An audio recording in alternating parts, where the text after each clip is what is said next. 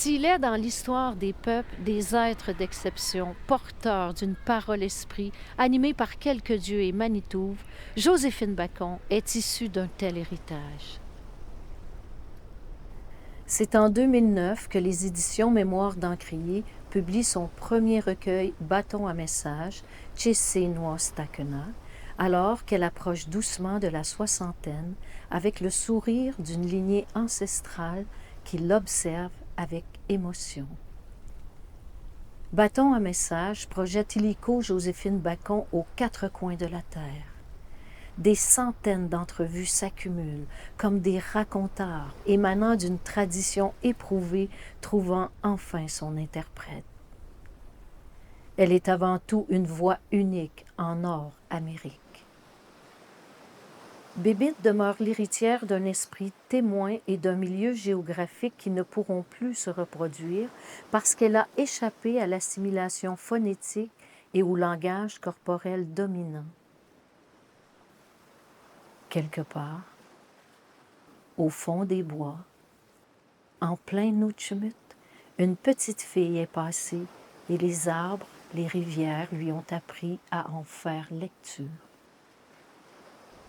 Elle est la première de sa génération à faire basculer l'oralité autochtone Innu en poésie écrite.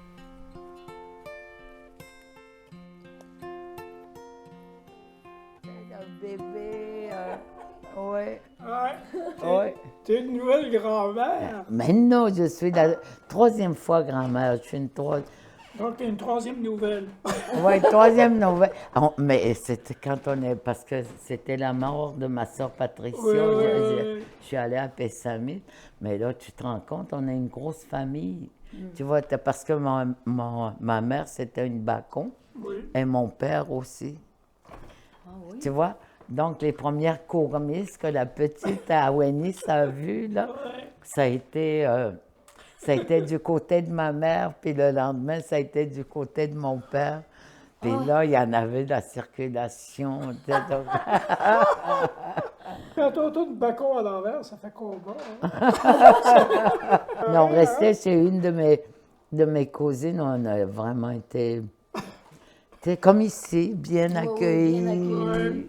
Dans les communautés, tu sais, la place, il y a des places disponibles, sont rares, hein, parce que c'est surpeuplé dans les maisons. Ah oui, hein? Oui, des maisons, Ouais. tu sais, tu peux retrouver facilement, tu sais, des maisons avec deux familles, Ouais.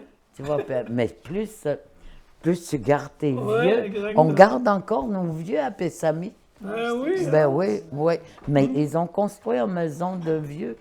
Mais tu vois, mais ils gardent encore leurs vieux quand ils sont en santé. Ouais. C'est juste, tu sais, les vieux s'en vont pas loin, là, un village voisin Ouais, blanc. ouais, ouais. Oh, quand ils sont pas capables tu sais, quand ils demandent trop de soins, soins. de santé, ce genre de choses. Puis, Ouais, ouais, ouais. ouais. Ils s'en vont Tu où? m'as dit, Ben, au pavillon, je sais pas quoi, là. OK. Pas dans la réserve, mais à côté. Non, à côté, oui. Puis là, tu peux y aller quand tu veux. ouais, tu m'as dit de ne pas te poser de questions sérieuses. Hein? Ah, mais peut-être Je pas. vais ça te va. poser une question scientifique. OK. À cause du petit bébé. Quand ça t'arrive, là, est-ce que ça t'arrive de te parler à toi quand tu étais une petite fille? Quand- La petite fille qui était en toi, là. Si je me parlais toute seule, Oui, j'ai toujours beaucoup aimé me parler toute seule. oui, Oui, puis parler à Dieu aussi. oui, Oui, ben, oui, c'est vrai. oui. Oui, ben, tu sais, je suis un enfant du pensionnat. Ben donc, oui. Dieu était omniprésent avec nous. Oui, Tu comprends? oui. Ben, à qui te confier le mieux qui te dirait, tu sais, qu'il ne va pas t'obstiner, ben, Mais il n'y avait pas un directeur spirituel qui Non, était on imposé n'avait dans les pas. pensionnats? Zéro. non, on n'avait pas, on allait à la confesse à tous les semaines, mais sauf que on se demandait qu'est-ce qu'on avait bien pu faire comme péché. Ouais, ouais. Alors, tu répétais tout le temps les mêmes péchés. Et à quel âge t'es entré au pensionnat? J'avais 5 ans. Avant le pensionnat, là. Est-ce que tu te promenais toute seule dans le bois un peu quand tu avais 4 Non, ans? je me souviens pas, mais je sais que à 4 ans, on n'était pas si loin que ça dans le bois. Mon père était bûcheron, Oui. donc on restait dans une cabane en bois rond avec la famille. Oui. Fait que c'est ça. C'est comme, c'était dans les années de nomadisme, hein. Avant les Oui, pensionnats, c'est ça. on montait encore dans le bois à fin août, début septembre. Mais mon père était, comme il disait dans le temps, jobber. Un jobber. Un jobber, donc il était bûcheron. Fait que le campement n'était pas trop loin de la côte. Oui. Fait qu'il se faisait des cabanes en bois rond, puis on restait là. Donc tu étais Puis un encore... jour, ben, le pensionnat est arrivé en 52, puis il ramassait les enfants. Oui. Oui.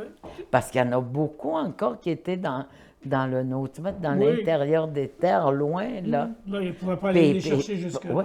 Puis il n'y avait pas de manique, il n'y avait pas ça, là. Oui. Donc, ils montaient, tu sais, il y en a qui montaient par la rivière Bersémis du côté du fleuve, puis il y en a qui montaient du côté de rivière Bersémis, tu sais, parce que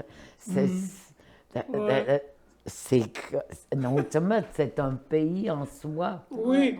Hein? Oui. C'est comme c'est notre pays à nous, Oui. aux Inuits, Oui. parce qu'on n'est pas des gens de la côte. Donc, nous autres, notre pays se trouvait dans le Nautilus. Vous n'êtes pas des gens de la côte, mais vous êtes... Et il fallait descendre à la côte, Oui. c'est sûr, c'est sûr. Oui. C'est, pour des serres opposées, Oui. Nautilus, puis tous les serres opposés, Oui. ouais. Comme tout, tu sais, à un moment donné, c'est comme des cultivateurs. Oui. Tu sais, pendant l'hiver, leur terre se repose, sinon, Oui. tu sais, Oui, tu absolument. décimerais la vie qu'ils donnent, que tu sais, la vie des légumes, je Oui. parle là. Oui. Ouais. Mais Bébite, tu n'étais pas Bébite à l'époque, là. Mais j'étais pibinis. C'est ça! J'étais pibinis, ouais. Oui. Ouais. Bibinis. Ouais. Mais c'est parce qu'on ne parlait pas français. Oui. Donc, Joséphine, c'est comme. Joséphine, tu sais, c'était pas une prononciation qui était normale. Tu sais, étant donné que tu parles pas français, alors tu dis ce que tu entends. Fait que Joséphine, ça sonnait pipinis. Non, ça sonnait pipine. Mais comme j'étais petite, tu sais, tu rajoutais le diminutif, le is, pipinis. Mais plus tard, plus tard, c'est devenu pipine, mais il y en a qui ont gardé pipinis parce que je suis pas grande. Mais ensuite, ça, quand tu la cabane en boron et tout ça, donc, tu étais dans la nature en même temps. Ben oui, on était dans le bois. Tu étais dans le bois. Ben oui, on était habitués à être dans le bois. C'était notre environnement naturel. C'était pas la côte qui était... C'est pas là qu'on était habitué d'être. Tu étais habitué à être avec les arbres, avec la rivière, tu étais habitué. Tu étais là avant les prévisions météorologiques, avant la météo, avant le gazon. Ah oui, bien, ouais. Les clôtures. Avant les clôtures, tout ça. Ouais. Puis qu'est-ce qu'il disait ton père quand il voyait le gazon, les tondeuses à gazon? Non, il disait rien. Sauf que des vieux, tu sais, les aînés, ils savaient, ils voyaient, c'était des visionnaires. Oui. Puis tu sais, ils vivaient le changement. Tu sais, d'abord, il y a eu le changement des pensionnats qui a vidé. Qui a vidé de l'intérieur des terres, qui a vidé tu sais, la côte l'été. Ouais. Fait que quand des gros camions arrivaient puis ils ramassaient les enfants, tout se vidait. Il restait les vieux, les parents avec les jeunes enfants. Il n'y avait pas l'entre-deux. Il n'y avait pas l'entre-deux. Donc les garçons, tu sais, qui auraient accompagné leur père Oui. à la chasse. Oui. Et puis les grandes filles qui auraient aidé leur mère pour prendre soin des plus petits. Mais ils étaient tous au pensionnat. Et puis c'est ça qui a fait, je crois, que la sédentarisation s'est installée de façon pernicieuse. Puis une fois, tu sais, fois que les multinationales, mais c'était ça leur but, quelque part. Oui. Tu sais, Là, les multinationales ont commencé à rentrer dans les terres, dans les nôtres, étant donné, tu sais, que ce n'était plus peuplé. Oui. Ouais. C'est ça qui est arrivé, qu'est-ce que tu veux. Qu'est-ce que tu veux, ouais. Pour revenir à la météo, là, moi, chez les délais, une fois, j'avais demandé à un vieux, j'ai dit, mais c'est quand ça a commencé, là, les prévisions météorologiques? Ah, il dit longtemps après la guerre. Puis j'ai dit avant, ben, il dit avant, on savait. Ben oui. C'est comme aujourd'hui, les aînés disent, l'air de rien, là, qu'ils ne peuvent plus prédire quel temps il va faire demain. Parce qu'il dit, là, même la météo a été brisée. Mais ça, ils ne disent pas c'est à cause de la pollution ou des changements. Mais eux autres, c'est qu'ils ont brisé, ils ont cassé quelque chose avec ça. La météo, entre autres. Ouais. Ouais. J'ai deux autres questions scientifiques. Ben ouais. Non, je suis pas très scientifique d'ailleurs, mais essayez d'avoir l'air scientifique. Quand tu as commencé à dessiner, là, tu dessinais-tu sur le sable, puis tout ça, ou sur la terre, puis tout ça? Faisiez-vous comme les petits-enfants qui vont sur la plage, là, puis tout ça? Non, je ne me souviens pas Quand d'avoir tu as commencé à dessiné. dessiner? Ben, je me souviens d'avoir dessiné des marais, là, où tu sautes Ouais. Ah oui? Ça, Ouais. ouais, avec non, quand on allait sur la plage, là, sur le sable, Oui. on sautait à l'eau, c'était ça. C'était surtout pour ça qu'on allait Ouais. sur le sable, ouais. Mais tu sais, puis je me souviens encore, tu sais, que ce soit n'importe quelle communauté. Tu sais, j'ai travaillé dans toutes les communautés Innu, de Pacoa jusqu'à Machitoyat, par exemple. L'été, les vieux s'assoient face à la mer. Oui. Tu sais, ouais. Le dos à Ouais. l'intérieur. T'es face à la mer, Ouais. puis là, ils disent pas un mot, puis ils regardent. Tu sais, Ouais. ouais. Ou bien donc, ils jouaient à la dame, puis là, tu sais, la dame, des dames. Oui. Des tu sais, damiers, là, les petits damiers. oui, oui, qui fabriquaient eux autres mêmes, puis là, tu voyais d'autres petites vieilles à côté qui donnaient leurs commentaires. Ah, Seigneur, j'ai le souvenir de ça, là, tu sais, que c'était tout simple, mais ça les rendait heureux. Ben Ouais. oui. Ben Ouais, oui. ouais. Mais c'était le temps aussi d'aller chasser les oiseaux aquatiques au large. Oui. Le saumon, Il y a le chassière, il y avait avec les canaux de... ah, ben, ils allaient au large. Ouais. Ouais. Pagaillaient jusqu'au large, puis là, ils tournaient quelque chose de rouge, tu sais, pour appeler, pour attirer le regard des oiseaux, des canards.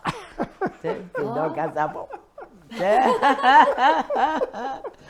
Puis là, puis là, souvent, les femmes étaient, tu sais, sur la plage, avec un feu, bien sûr, puis ils faisaient cuire leur pain dans le sable. Oui, oui. Et puis quand il y en a un ramené, quand tu le mets tout de suite, puis tu le cuisais au poignard, au bâton en rôtir, puis c'est ça que tu mangeais.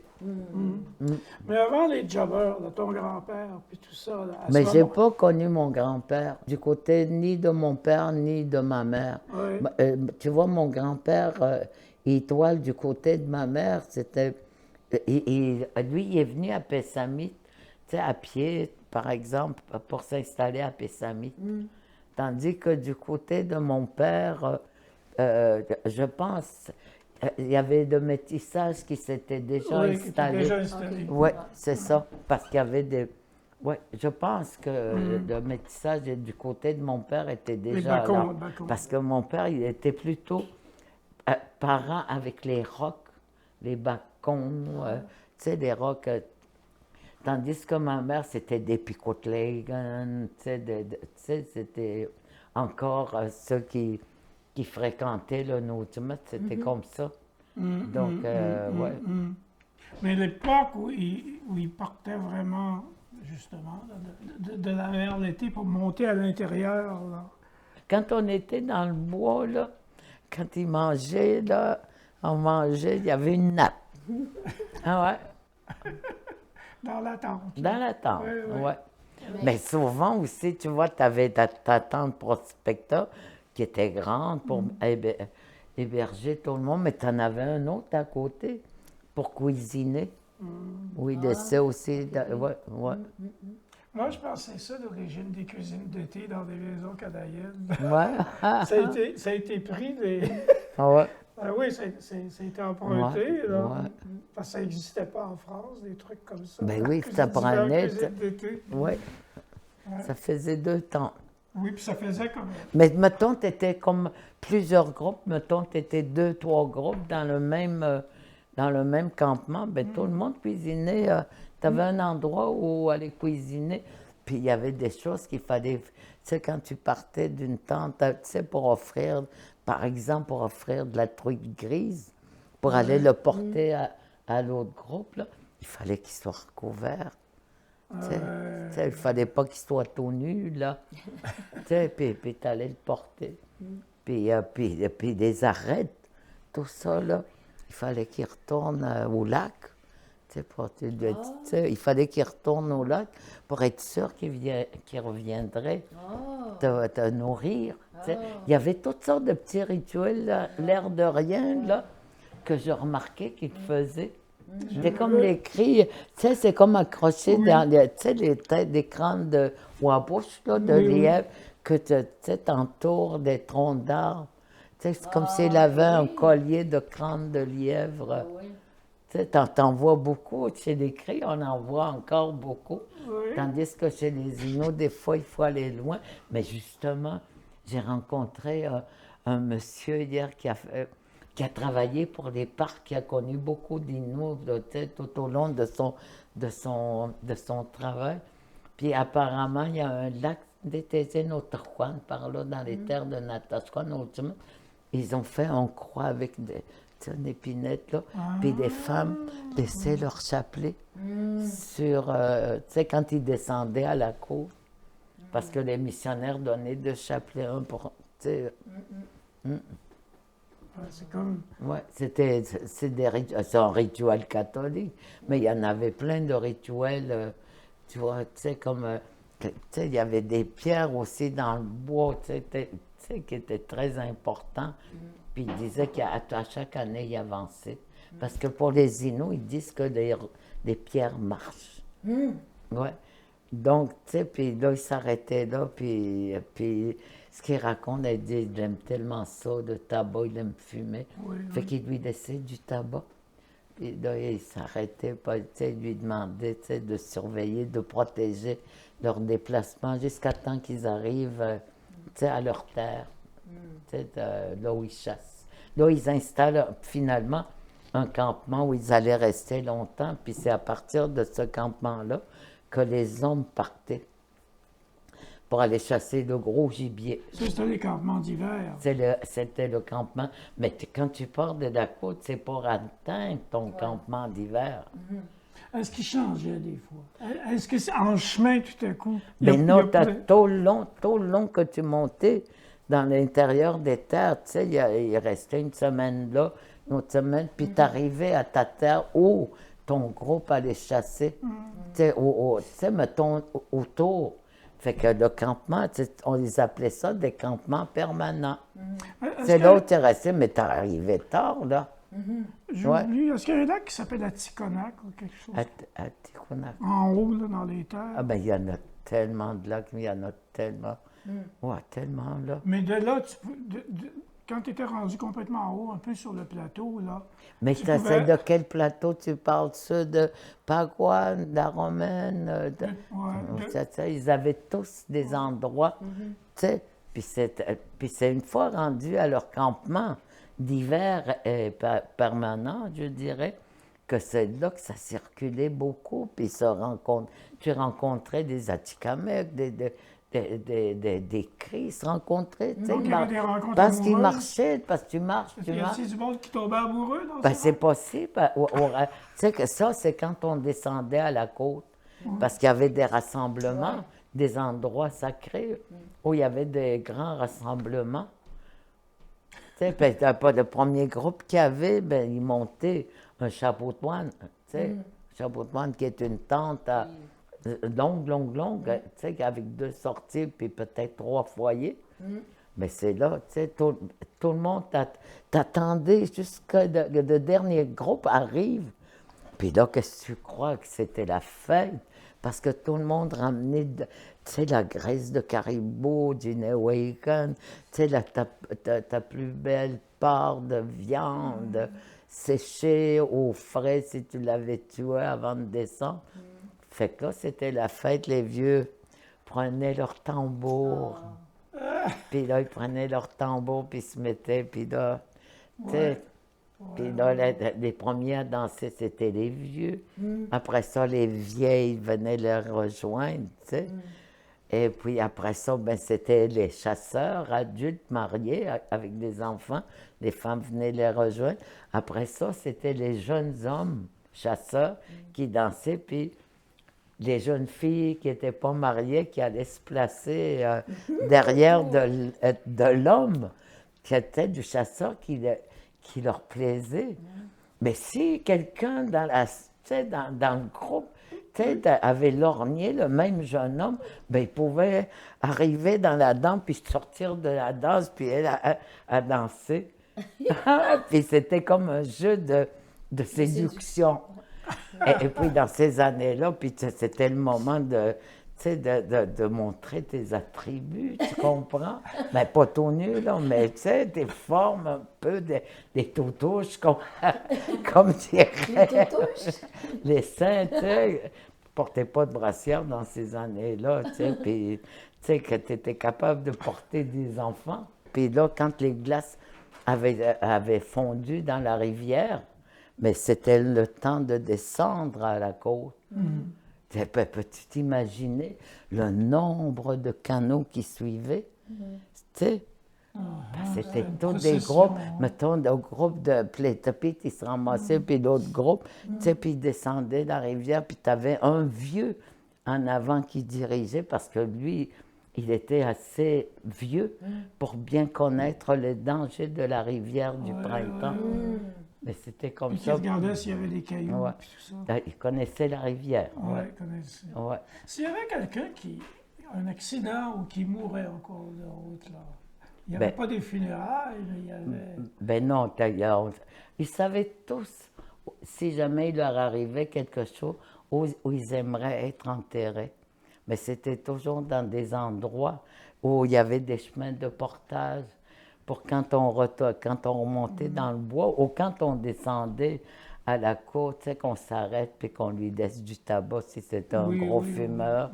Ou si c'était quelqu'un qui adorait, tu sais, de la graisse de caribou, on lui en laissait, puis parce que c'était comme ça. Est-ce qu'il y avait des petites clôtures blanches? Non. Ça, c'était pas chez vous autres, il y avait pas ça? Non. Il y avait ça dans On l'Ouest, savait où ils étaient.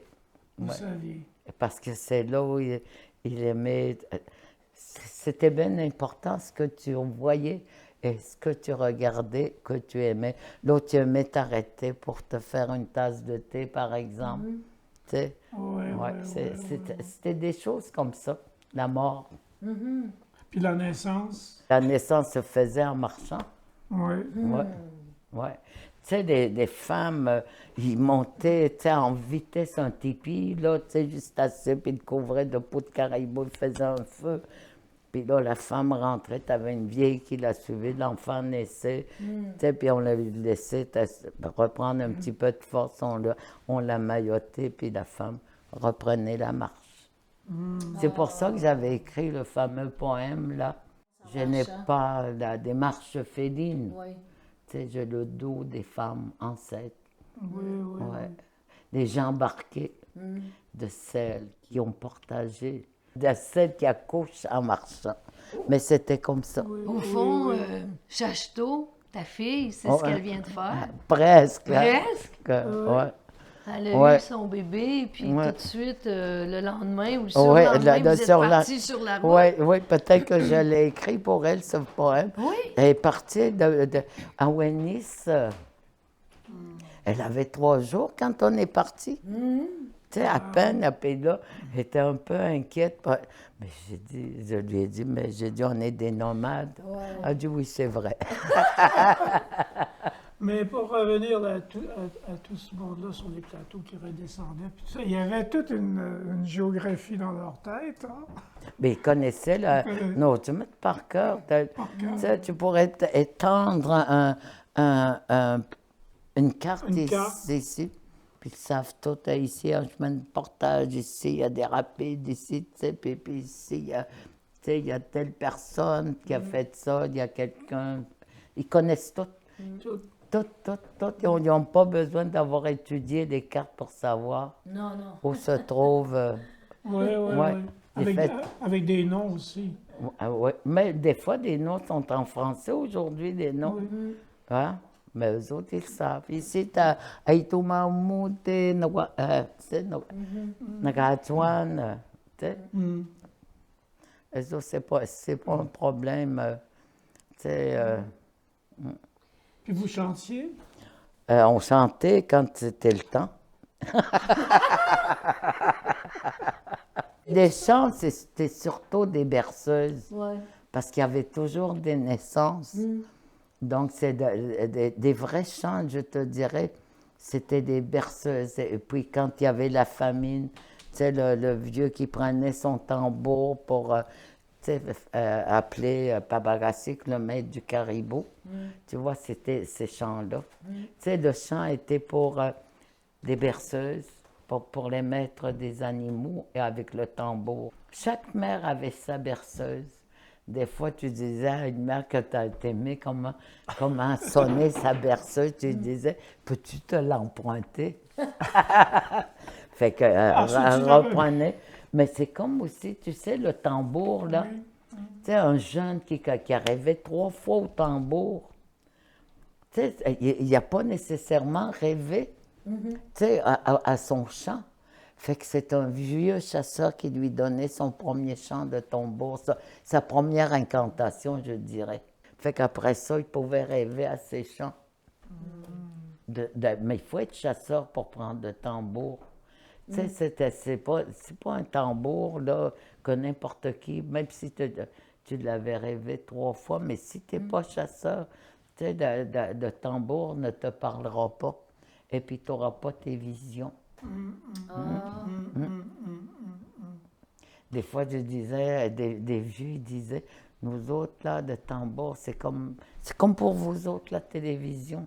Ouais, nous autres, ils disent, on voit autre chose. Ouais. Ils voient, tu sais, sur la peau du tambour, là, sur la peau, ils ont des visions. Ouais. Puis, tu sais, quand il y avait vraiment des famines, des grosses famines, tu vois, ils étendaient dehors un pot de caribou. Un pot de caribou, puis là, le vieux rentrait, puis là, tu l'entendais chanter. Tu sais, prendre son tambour, puis ça pouvait durer des fois 24 heures, non-stop, là. Puis là, après tant de temps, il y avait le chasseur qui sortait dehors pour voir s'il ne verrait pas des traces de caribou sur la peau. Puis si ça disait non, le vieux continuait. Puis à un moment donné, tu sais, Pabagassik finissait par avoir pitié de nous, puis il envoyait un de ses enfants. Ça, c'est là, tu voyais qu'il y avait des traces sur la peau de caribou. C'est comme avec les loups. Tu vois, les loups, des Inuits et les loups, tu sais, ils se connaissaient bien. Tu vois, les loups sont toujours proches, hein, des humains. Puis quand des humains avaient fait bonne chasse, là, ils pouvaient partager le caribou avec les loups. Puis quand il y avait la famine, par exemple, dans un groupe, ben les loups restaient quand même proches.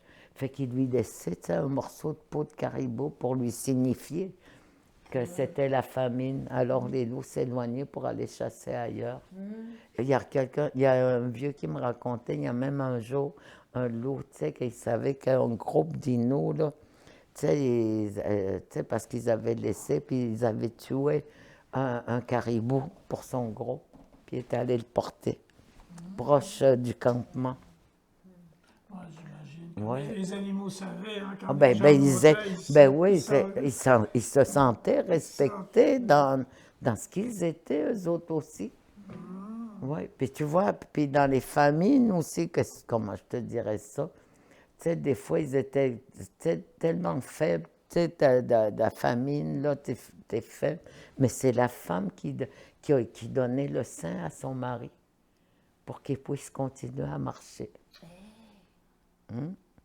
Alors, tu sais, il lui donnait le sein, donc le chasseur pouvait continuer à marcher et puis trouver des animaux pour subvenir aux besoins de sa famille. Hum? C'était comme ça. L'homme, lui, c'était le vrai nomade, l'homme, parce qu'il marchait, il marchait, il marchait, il marchait. Ouais. Parce qu'il fallait que tu marches aussi loin que l'animal qui te nourrit. Ouais. Je me demande ce qu'ils se racontaient entre eux, les animaux aussi. Hein? Les animaux, ils devaient se parler entre eux. Ben oui, puis tu vois aussi, c'est avec les animaux qu'ils ont appris à se soigner parce qu'ils observaient des animaux blessés et comment des animaux se soignaient. Fait qu'ils les ont imités. Tu sais, moi, tu sais, aujourd'hui, je dis, pour moi, les plus grands scientifiques, là, si on se donnait la peine, ce serait de se fier aux animaux. Ouais. Eux autres, ils ont l'instinct. Tu sais, c'est en eux. La terre est en eux. Puis ils connaissent, ils connaissent tout ce qui arrive. On aurait juste à les observer. Tu sais, pour le manger aussi, le manger aussi. Ben oui, ça, bon, ben oui, c'est les maîtres. Pas. Les maîtres, tu sais, tu demandes aux maîtres, tu sais, parce qu'ils ont, eux autres aussi, ils ont des maîtres, comme Paparazzi, comme Snap, quoi, tu vois. C'est des maîtres. Le seul qui n'a pas de maître, c'est l'ours. C'est l'ours, lui, il n'y a pas de maître, il se suffit à lui-même. C'est pour ça qu'on l'appelle Namoham, ou qu'on l'appelle Nokom. Tu sais, grand-père ou grand-mère. Puis tu vois, c'est au même niveau, là. on est pareil. Ouais.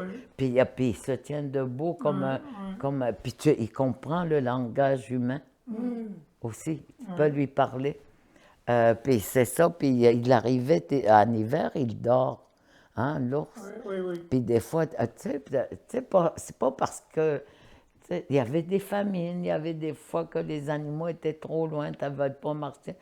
Alors, tu trouvais un terrier d'ours. Oui. Puis là, toutes les chasseurs étaient là, puis tu disais, oh oui, mon homme. Puis là, tu étais peut-être trop endormi pour sortir le premier coup. Puis là, tu lui disais ça, oh oui, mon homme. Puis là, tu avais un vieux. Qui était là, proche de l'ouverture de son terrier. Puis tu disais ça 3 fois au lui, mon homme, puis là, tout d'un coup, tu sentais du bruit, il avait sorti. Puis c'est le vieux qui prenait sa place. Ils se rencontraient. Tu sais, l'ours sortait, puis le vieux rentrait dans le terrier de l'ours. Parce que c'est un grand-père, c'est sûr, un grand-père, c'est comme une grand-mère. Qu'est-ce que tu ne ferais pas pour tes petits-enfants? Alors, il donnait sa vie. C'était des valeurs étaient différentes à celles d'aujourd'hui. C'est pour ça qu'il faut raconter ces choses-là pour que les jeunes générations ne l'oublient pas. Et c'est pour ça, moi, je l'écris peut-être en poème, mais quand même, mais en Nino, tu vois, Nino, c'est des vrais mots. Mais nous, on dit poème, mais les vieux, ils n'auraient pas dit poème. Mais ils parlaient en poésie, eux autres. Ils étaient poètes, ils étaient poètes. Ils parlaient poème, eux autres. En français, on appelle ça poème, mais si tu lis... tu lis le Matniganhawen, par exemple, si tu traduis le mot de façon littérale, ça veut dire « j'étends ton omoplate sur un feu de braise ». C'est ça que ça veut dire Matniganhawen, puis ça, c'est un mot. Hein? Mais en français, ça veut dire tous ces mots-là. C'est pour ça, tu sais, quand quand je les écris en français, je veux que les gens puissent voir ce que j'écris, tu sais, ce que ça veut dire dans les Nouaïmounes. Ouais. Puis c'est important aussi, puis c'est un mot ancien qu'il ne faudrait pas que ce mot meure. Oui, c'est Ouais. C'est un mot vieux, c'est un mot d'aîné, c'est un mot de chasseur. Ouais. Oui, en tout Hey. cas. Mais moi, j'ai une question, Ah ouais, donc, Bibite, Claude. que toi qui as tant connu Gilles, Ouais. je voulais que, puis toute sa longue maladie, Pas juste sa maladie, mais sa tout, folie aussi. sa folie, mais je voulais que tu me parles un peu de Gilles, puis par rapport à toute cette fin que tu as connue. Ben tout, oui, puis- oui. Gilles, je l'ai connu quand même bien avant toi. Bien hein. avant moi, au moins En 69, avec... tu sais, puis c'est en même temps aussi, je rentrais dans le monde du cinéma avec Gilles. Puis ce qui est extraordinaire avec Gilles, dans presque toutes ses productions, il m'a toujours laissé une place, un petit coin où je travaillerais. Tu vois, tu sais, si tu calcules, là, tous les films qu'il a fait, il y a toujours des Indiens. Oui. Tout le temps, dans la mort d'un bûcheron, dans la machine, avec Willy. Avec Willy. Willy, la moi, qui Oui. est extraordinaire dans ce film. Il est né du côté de Maniwaki, tout ça. Ben, il était métis, son père était Anishinaabe. Oui. Tu sais, il disait, moi, il dit, mon père, il parlait jamais. Ben, j'ai dit, Ben oui, parce que il devait peut-être être dans sa tête, comme tous les Indiens qui ont été nomades. Lui, il devait venir de nomade. Oui. Ouais. Oui. C'est ça qu'il disait. Ah, tu le dis pas que tu es un Indien? Oh, il dit non, j'y pense pas. C'est ça qu'il m'avait dit. Ah, mais ça l'empêchait pas. Ça l'empêchait pas. C'était flagrant Oui. dans son cinéma. Ah oui. Ouais. Tu sais, des gens, tu avais tout le temps des Indiens, tout le temps. Oui, c'est vrai. Ouais. Quand Louis pose une question à propos de Gilles, c'est toutes ces années-là où il était malade, puis tout ça. Chez vous autres, ça n'existait pas, ça. Le Parkinson, non, pas vraiment. Le Parkinson, je sais pas, je le trouvais à un moment donné un peu raide, là, raide de sa... Tu sais, il se tournait de main. Je me posais pas de questions, j'ai dit peut-être c'est son nouveau... Je lui donne un nouveau genre. Hein? Tu sais, au début, avant que je sache, tu sais, qu'il avait le Parkinson, Oui. tu sais, j'ai dit peut-être c'est nouveau son truc, là. Tu sais, beau, j'ai dit... Mais parce que Parkinson, quand on entend Parkinson, c'est trembler. Oui. Lui, il ne tremblait pas. Non. Alors comment voudrais-tu croire qu'il est malade? Tu sais, il riait autant, Oui. tu sais, il dessinait autant. Oui. Tu sais, jusqu'au moment où j'ai su qu'il était malade. Et puis c'était, tu sais, le Parkinson rigide. Mais oui. Mais il a été longtemps vivant quand même, tu sais, vivant, tu sais, à parler, à avoir du fun, à aimer la vie. Il a été longtemps, même tu voyais dans ses yeux tu sais, il est resté vivant jusqu'à la fin. Oui. Ouais. Même s'il était, tu sais, il diminuait. Tu sais, la maladie le diminuait. Il est quand même resté vivant. Dernière fois, j'étais à Saint-Paul, t'en rappelles, tu étais allé te coucher, tu te couchais trop tôt, toi. Hein? J'étais avec Jean-Pierre, puis il y avait moi. Fait que j'étais avec Gilles, peut-être il parlait pas, mais tu sais, il parlait avec ses yeux. Et puis, je raconte, tu sais, je l'ai connu quand même, là, j'ai fait quand même plus qu'une folie, tu sais, j'étais dans plus qu'une folie, tu sais, chez eux, ou chez Pauline Julien, ou chez Gilles Gros, tu sais, c'était ses voisins. Tu sais, puis j'ai raconté ça, tu sais. Puis, tu sais, moi, évidemment, je m'étais servi une bouteille de vin. puis là, puis lui, Jean-Pierre, il avait une seringue, tu sais, puis il remplissait ça, puis il donnait du vin, puis, tu sais, puis à la fin, là, tu sais, tellement qu'il était heureux, il ne pouvait plus parler. Il a fait un son, là, tu sais, ça lui avait fait du bien. C'était là. Tu sais, je le savais, j'ai dit que tu avais besoin d'un peu de folie. Tu sais, puis, tu sais, je me rappelle, Jean-Pierre lui donnait du vin à seringue. Oui. Ouais, oui. Ah, c'est beau ce que tu dis, hein? Il est resté vivant jusqu'à sa mort. Il y en Oui. a qui meurent avant de mourir. Hein? Puis à l'hôpital, quand j'allais le voir à l'hôpital, c'était où? À Granby, hein? À Granby. Je lui disais, j'ai dit, t'aimes bien Patrice Desbiens, hein? Oui. Puis je lui disais des poèmes de Patrice. Ah oui. Oui, ben, tu sais, Patrice, c'est un grand poète. Puis je sais que que Gilles aimait beaucoup Patrice. Puis Patrice, il venait beaucoup à la maison au Carré Saint-Louis. Oui, oui. Pierre Dury, tu sais, Pierre Dury. Pierre Dury. Pierre Dury est resté fidèle jusqu'à la fin. Bruno Roy. Bruno Roy. Il venait à l'hôpital. Oui. Puis nous, on répétait, tu te souviens, le spectacle. Dans la chambre, hein, on mettait l'album de Centaine et de Sainte-Mune. Hein. Oui. L'album était sorti en septembre, puis Gilles est rentré à l'hôpital en novembre. Oui, c'est ça. Puis je me souviens que tu m'as dit, et me semble, tu sais, parce que il y avait le soluté. Oui, oui. Puis moi, je voulais pas qu'on l'enlève. Te rappelles-tu ce que tu m'as dit? J'ai dit, laisse. Tu me dis, laisse-le partir. Je t'ai dit, à un moment donné, tu sais, on savait qu'il allait partir, puis tu voulais pas qu'il parte. Puis je t'avais dit, laisse-le partir. Oui, oui. Ouais. Puis là, c'est là que j'ai accepté qu'il enlève le solitaire. Oui, c'est ça. Puis après, ça a été comme 2 jours. Hein. Ouais. Non, le surlendemain matin. Le surlendemain déjà. Matin, c'était tôt le matin. Oui. Oui, tu étais là. Oui. Oui, moi j'étais rentrée parce qu'il avait passé toute la journée avec lui à lui dire du Patrice Desbiens. Puis je savais que ça lui faisait du bien. Ouais. Il regardait, ça lui faisait du bien par Patrice Desbiens. Mais c'était ça. Gilles et moi, tu sais, on était des frères et sœurs. Ah oui. Ah ouais.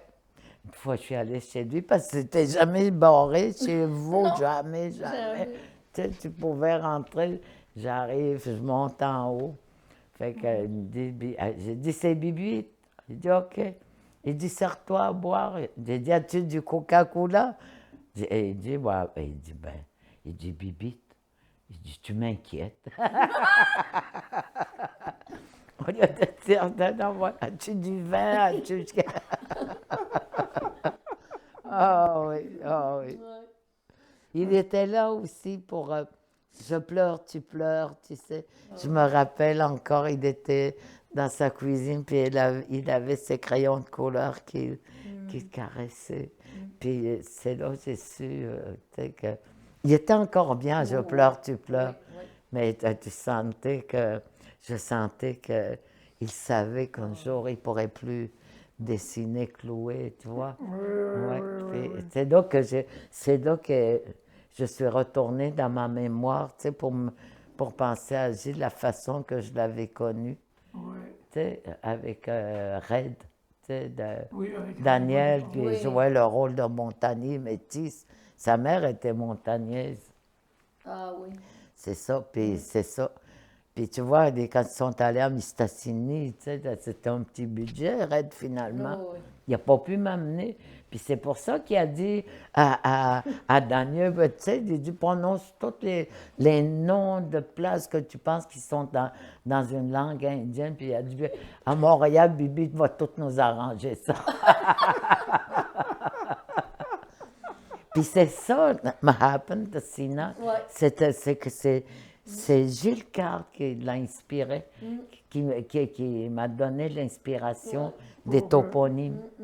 Ouais, c'est sa chanson à lui, finalement. Hein? Oui, mais c'est toi qui l'as mis en... crayon plomb.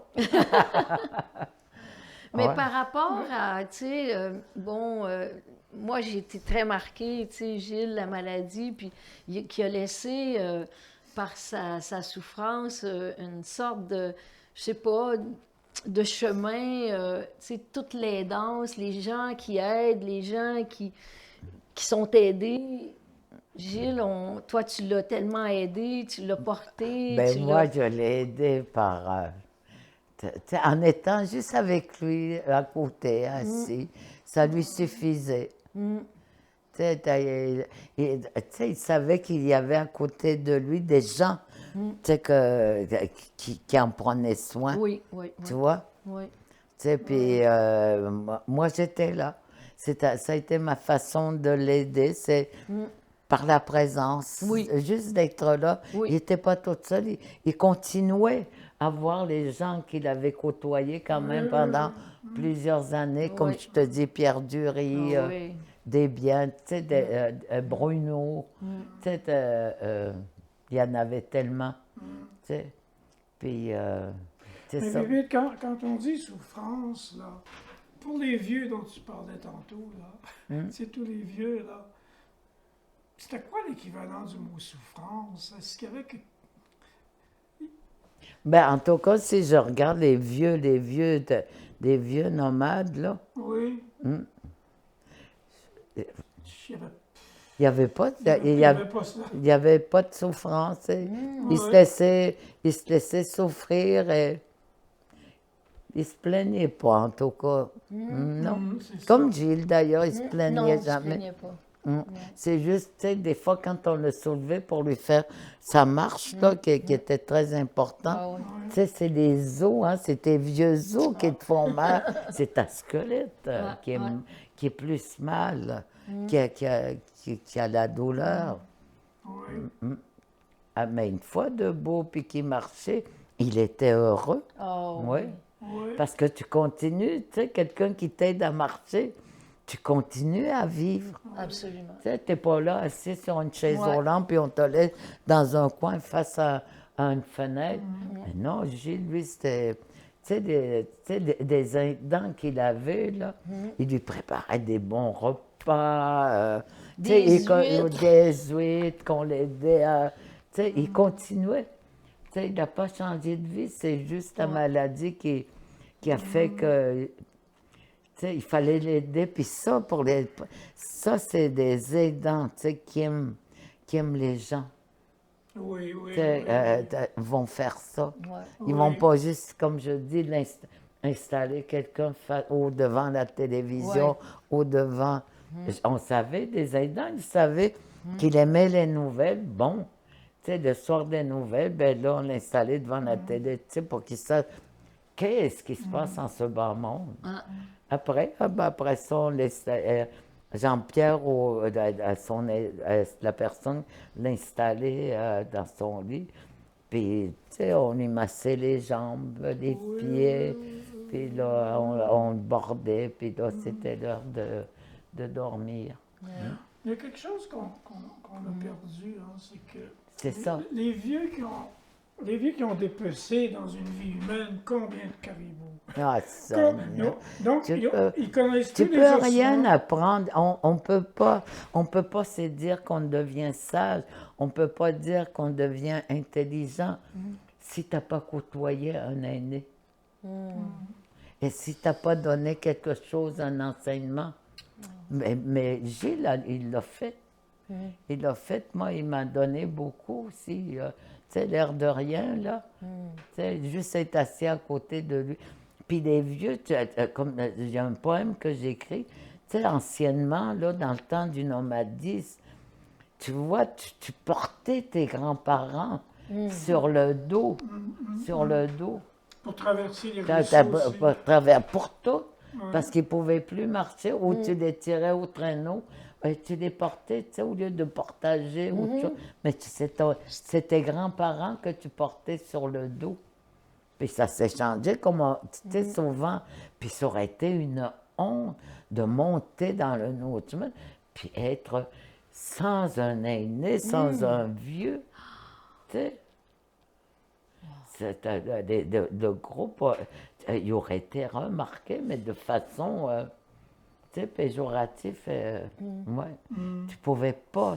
C'était Tu vois, un aîné vieil ou vieux, c'est l'université, c'est la bibliothèque, c'est l'histoire, c'est tout, c'est tout. C'est t'enseigne la géographie, tu sais, il est ébéniste, il est tous les métiers en même temps, il est tout. C'est ça, tu peux pas dire que tu sais si dans ta vie, il n'y a pas eu une aînée ou un aîné. Qu'est-ce qui arrive quand l'aîné meurt, que tu l'as partagé, que tu l'as... Il faut que tu transmettes. C'est parce qu'un jour, toi aussi, tu vas devenir aîné. Ouais. Voilà. Puis tu transmets... Puis tu le transmets à qui veut bien te poser. Mettons, quelqu'un te pose une question, il faut que tu lui donnes avec la même générosité qu'on te l'a donnée. OK. Il pleurait pas, là. Ah, moi, j'ai vu... tu sais, mon père pleurait quand Robin est parti, le fils d'un de mes frères. Tu sais, c'était son petit-fils. Tu sais, ils avaient beaucoup de peine. C'était des gens, quand tu es vieux, tu sais, il te reste, tu donnes peut-être plus la vie, mais tu sais, c'est un cadeau qu'on reçoit, que nos enfants nous donnent, d'autres enfants. Tu sais, les petits-enfants, c'est le plus beau cadeau. Oui, hein? Ouais. Ouais. Alors, sur ce plus beau cadeau avec lequel on a commencé, Ton petit... le plus beau cadeau, on finit avec également le plus beau cadeau de ta présence. Merci. Écoutez, ça a Merci. été cool. Wow. Vous avez raconté tout. C'est magnifique. Ouais. Tout...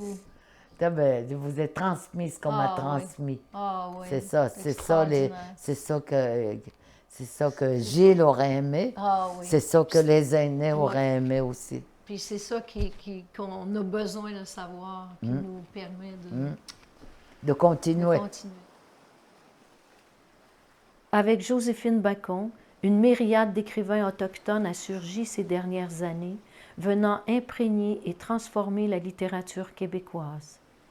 Ces écrivains, dont une majorité sont des femmes, ont renversé le cours de l'histoire et le cours de l'esprit, apportant dans le contexte nord-américain une voix poétique, artistique, politique, qui jamais plus ne pourra être écartée et forçant le Québec à se redéfinir.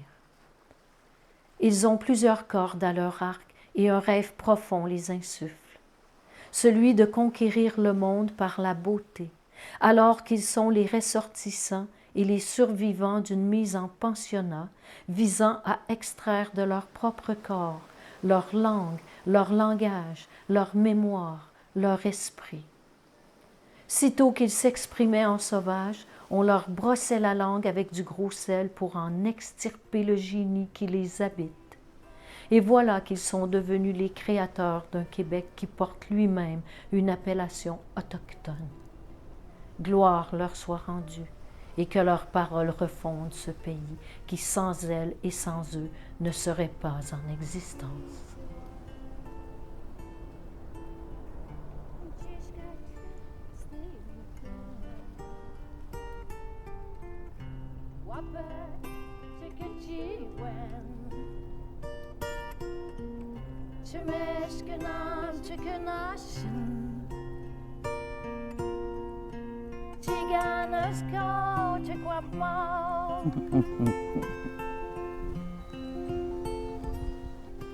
Yami, Louis Chiran, Tina Tate, Menchis Gacho, Mokno Swanten, Chichi Wen, Ki no Machinash Conten, Gachita Koshaninitna. Gachita Koshaninitna. Gachita Koshaninitna. Accepterais-tu de traduire? C'est un ami qui va visiter un ami. Puis l'ami, il est très content de le voir arriver. Mais il ressent de la nostalgie parce qu'il va repartir très bientôt. Mais il est content en même temps parce qu'il va revoir sa famille. Puis là, il lui dit Yamé. Yamé qui veut dire, Yamé, quand tu pars, c'est le mot à dire. Yamé.